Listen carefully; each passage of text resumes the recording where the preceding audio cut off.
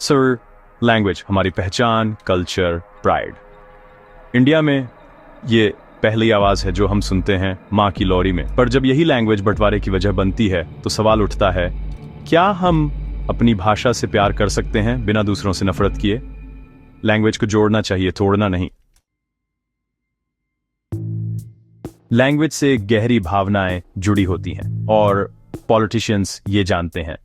वो लैंग्वेज का इस्तेमाल डिवाइड करने के लिए करते हैं, वोट्स के लिए डर और इनसिक्योरिटी पैदा करते हैं। एक रीजन में वे दावा करते हैं कि दूसरी लैंग्वेजेस आपकी लैंग्वेज को खतरा पहुंचा रही है। दूसरे में वे कहते हैं कि आपकी लैंग्वेज जबरदस्ती थोपी जा रही है। असली गोल लैंग्वेज को प्रोटेक्ट करना नहीं है, ये इलेक्शन जीतना है।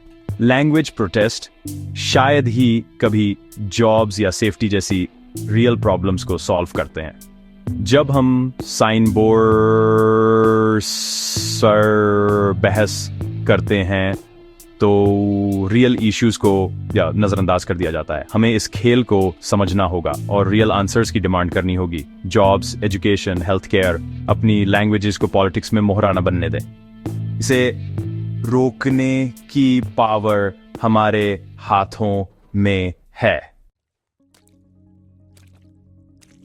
या जब हम लैंग्वेज पर लड़ते हैं तो असली प्रॉब्लम्स बढ़ती जाती हैं। अनएम्प्लॉयमेंट एक क्राइसिस है। लाखों पढ़े लिखे नौजवान बिना जॉब्स के हैं। हमारी सड़कें और इंफ्रास्ट्रक्चर टूट रहे हैं जिससे सभी के लिए जिंदगी मुश्किल हो रही है। किसान संघर्ष कर रहे हैं, बच्चे अनसिफ सड़कों पर ट्रैवल करते हैं सड़क क्या। और हम सोचते हैं कि हमारे टैक्स कहाँ जाते हैं। विमेन की सेफ्टी अभी भी एक नेशनल शेम है, फिर भी इन इश्यूज को साइडलाइन कर दिया जाता है। हेडलाइंस लैंग्वेज पर फोकस करती है, न कि उस पर जो सच में मैटर करता है। हाई टैक्स, बढ़ती कीमतें, खराब हेल्थ केयर और एजुकेशन, ये हमारी असली लड़ाइयां हैं। हमारी एनर्जी लैंग्वेज वॉर्स में बर्बाद हो रही है। हमें असली क्राइसिस से लड़ने के लिए यूनाइट होना चाहिए। लैंग्वेज को हमें उस चीज से डिस्ट्रैक्ट न करने दें जो सबसे ज्यादा मैटर करती है। क्या लैंग्वेज पर लड़ने से इंडिया मजबूत होता है? नहीं, ये हमें डिवाइड करता है। ये शक की दीवारें खड़ी करता है, साथ ही इंडियंस को बाहरी बनाता है। हमारे फ्रीडम फाइटर्स ने डाइवर्सिटी में यूनिटी का सपना देखा था, कॉन्फ्लिक्ट का नहीं। ये डिवीजन हमें ग्लोबली कमजोर करते हैं।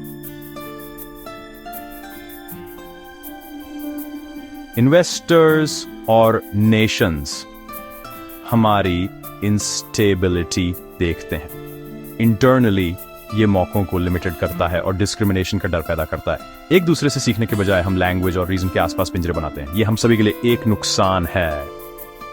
लैंग्वेज फाइट्स हमें हमारे असली दुश्मनों से डिस्ट्रैक्ट करती है। गरीबी, करप्शन, इनइक्वालिटी। एक बंटा हुआ घर खड़ा नहीं रह सकता। हम पहले इंडियन हैं, हमारी यूनिटी लैंग्वेज से पहले आनी चाहिए। डिवीजन के जाल में ना फंसें। तो सॉल्यूशन क्या है? हर लैंग्वेज को नेशनल ट्रेजर के तौर पर अपनाना। सभी लैंग्वेजेस के लिए रिस्पेक्ट पहला कदम है। बच्चों को अपनी मातृभाषा के लिए प्राइड सिखाएं, लेकिन दूसरों के लिए भी रिस्पेक्ट करना सिखाएं। अपनी लैंग्वेज को प्रमोट करें बिना किसी दूसरी को नीचा दिखाए। यही डाइवर्सिटी में सच्ची यूनिटी है। डिवाइसिव पॉलिटिक्स को रिजेक्ट करें, रियल प्रोग्रेस की डिमांड करें। Jobs, safety, development. एक ऐसे इंडिया की कल्पना करें जहां हम एक दूसरे की लैंग्वेजेस और कल्चर्स को सेलिब्रेट करते हैं। कनेक्शन बनाने के लिए टेक्नोलॉजी, ट्रांसलेशंस और कल्चरल एक्सचेंज का इस्तेमाल करें। एक लैंग्वेज के लिए, प्यार के लिए दूसरी से नफरत की जरूरत नहीं है।